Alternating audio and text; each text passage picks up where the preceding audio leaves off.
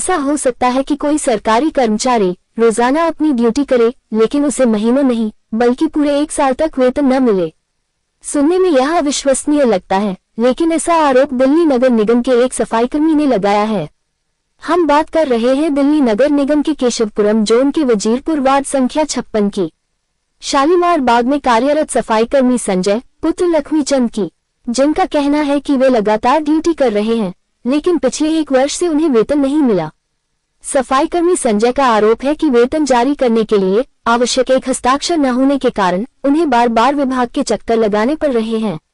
संजय का कहना है कि उन्होंने अपने वरिष्ठ अधिकारियों से लेकर उच्च अधिकारियों तक गुहार लगाई लेकिन अब तक उनकी समस्या का समाधान नहीं हुआ। मेरी पत्नी गंभीर रूप से बीमार हो गई थी, इलाज के लिए उन्हें कर्ज लेना पड़ा। अब वेतन न मिलने के कारण न तो वे कर्ज चुका पा रहे हैं और न ही परिवार का खर्च ठीक से चला पा रहे हैं। जब हम रोज ड्यूटी कर रहे हैं तो फिर आखिर वेतन क्यों रोका गया है? संजय का यह भी दावा है कि 24 जून 2025 को केशवपुरम जोन के सैनिटेशन सुपरिटेंडेंट कार्यालय से इस संबंध में आदेश जारी हो चुका था। इसके बावजूद वेतन अब तक जारी नहीं हुआ, तो सवाल उठता है कि आखिर किस स्तर पर देरी हो रही है और इसकी जिम्मेदारी किसकी है? अब बड़ा सवाल यह है कि क्या दिल्ली की मुख्यमंत्री रेखा गुप्ता और दिल्ली नगर निगम के वरिष्ठ अधिकारी इस मामले का संज्ञान लेंगे? क्या सफाईकर्मी संजय की शिकायत की निष्पक्ष जांच होगी? और यदि किसी स्तर पर लापरवाही या अनावश्यक देरी हुई है तो क्या जिम्मेदार अधिकारियों के विरुद्ध कार्रवाई की जाएगी?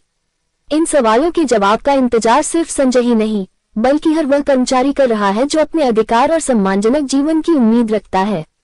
आइए सुनते हैं संजय ने और क्या बताया। खबर रणजीत गुप्ता।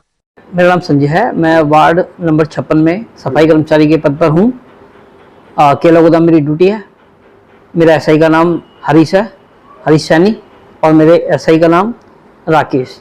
मैं उनके पास काम कर रहा हूँ। मेरा जॉइनिंग ऑर्डर हुए साल भर से ज़्यादा हो गया, अभी तक मेरी सैलरी नहीं बनाई, मुझसे कंटिन्यू काम ले रहे हैं। सर समाधान के लिए मैं विकेश शेट्टी जी हमारे जोन के चेयरमैन, पहले उनके पास गया। उन्होंने बोला कोई बात नहीं, मैं अधिकारी को बुलाता हूँ जिसके पास जो सैलरी बनाता है पास करता है। एओ साहब, हमारे एओ साहब को बुलाया उन्होंने। एओ साहब से बात हुई कि भाई इनकी सैलरी क्यों नहीं बना रहे, सैलरी पास करो इनकी। उन्होंने कहा ठीक है सर, टाइम दे दो। टाइम दे दिया, मैं जोन में चक्कर काटता रहा, कुछ कोई रिस्पॉन्स नहीं मिला 3 महीने तक। 3 महीने की बात है ये सर। ऑर्डर बनने के बाद तो मेरे ऑर्डर हुए थे, उसके बाद से ही मैं जोन में गया था, उनसे पूछा मेरी सैलरी बना दो, कह रहे बन जाएगी सैलरी, आप जाओ उनके पास, एओ साहब के पास। तो उसके बाद भी कोई रिस्पॉन्स नहीं मिला। फिर उसके बाद मैं गया अपने एसएस के पास, जो मेन जोन के हमारे जो सफाई कर्मचारियों के सबसे बड़े हेड है, उनका नाम है सुशील कुमार जी, एसएस। उनसे बात की, वो कह रहा संजय जी कोई बात नहीं, आपका काम हो जाएगा, आप जाओ, मैं बोल दूंगा उसको। उसके पास भी मैं 10 बार ही हो चुका हूँ, तबकि पहले वो, उससे पहले मेरे एसआई थे वो, अब वो एसएस बन गए हैं। उन्होंने भी मेरे को 20 बारी मिला उनसे, 20 बारी उन्होंने आश्वासन दिया कि भाई आपकी सैलरी बनवा दूंगा। सिचुएशन तो यही है सर कि मैं काम कंटिन्यू जा रहा हूँ ड्यूटी पे, सैलरी का कोई पता नहीं है, ना कोई बता रहा। कोई भी अधिकारी जोन में नहीं बता रहा कि तेरी सैलरी उसके हाथ में, उस अधिकारी के हाथ में है, वो करेंगे इस काम को, वो करेंगे काम, कोई नहीं बता रहा। मेरा जो क्लर्क है मेन तो वह है, उसके पास मेरी फाइल है, सर्विस बुक, और वो जो मेरे ऑर्डर हुए थे वो उसके पास है।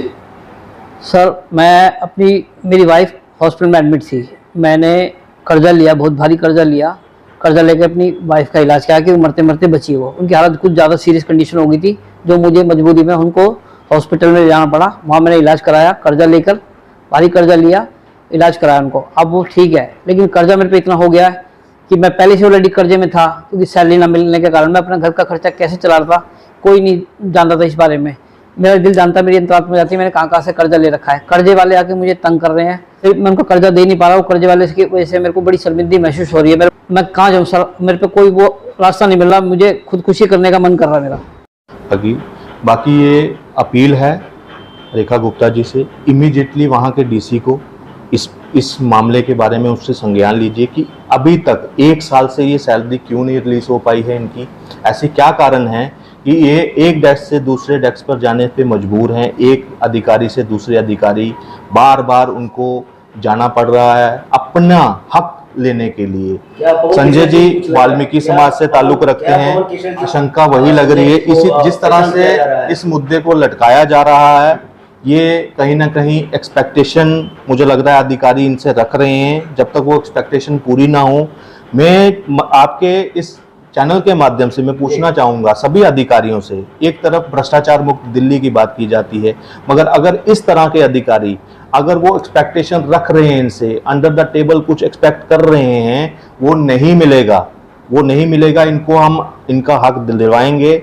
संजय जी वाल्मीकि समाज से ताल्लुक़ रखते हैं और मैं आपके चैनल के माध्यम से सभी जितनी भी यूनियंस हैं, जितनी भी सफाई अधिकारी की यूनियंस हैं, कमीशंस हैं, उनको भी मैं एक बताना चाहूँगा कि इन मुद्दों को उठाने के लिए ही आपको यूनियन में रखा गया है, कमीशन में बिठाया गया है। अगर आप इनकी हल नहीं कर पाओगे तो आपका वहाँ बैठना भी मुझे लगता है कि वो जस्टिफाई नहीं होता। आप जल्द से जल्द इनका जो वीडियो को देख रहा है इमीडिएटली, इसमें केशवपुरम जोन है ये, और कौन सी वार्ड है? Ward number 56। वार्ड नंबर 56 में ये कार्यरत हैं, वहाँ ड्यूटी कर रहे हैं। मैं हम अनीता जी से भी, पार्षद से भी कहता हूँ कि इस मामले का संज्ञान लें, जल्द से जल्द इनको जो है इनका परेशानी दूर करें, इनको सैलरी जो 1 साल की पेंडिंग है वो दिलवाने की कोशिश करें। आरटी टुडे दिल्ली न्यूज, जो दिखाती है आपके क्षेत्र से संसद तक की खबरें। सच्ची खबरें देखने के लिए सब्सक्राइब करें।